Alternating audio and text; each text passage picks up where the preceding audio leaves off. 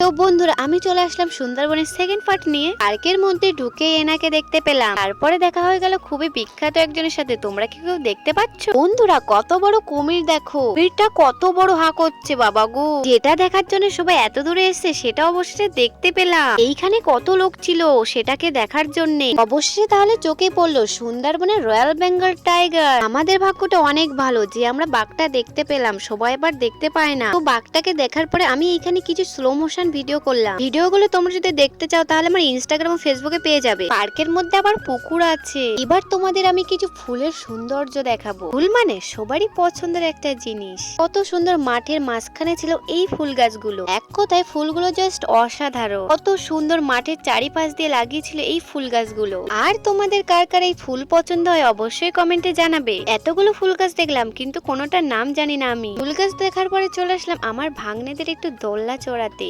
ওদের চড়ানোর নাম করে আমি একটু চড়ে নিলাম। এবার আমরা সবাই পার্কের মধ্য থেকে বেরিয়ে আসলাম। নেক্সট পার্টে কি কি খেলাম, কোথায় গেলাম সব বলবো। টাটা।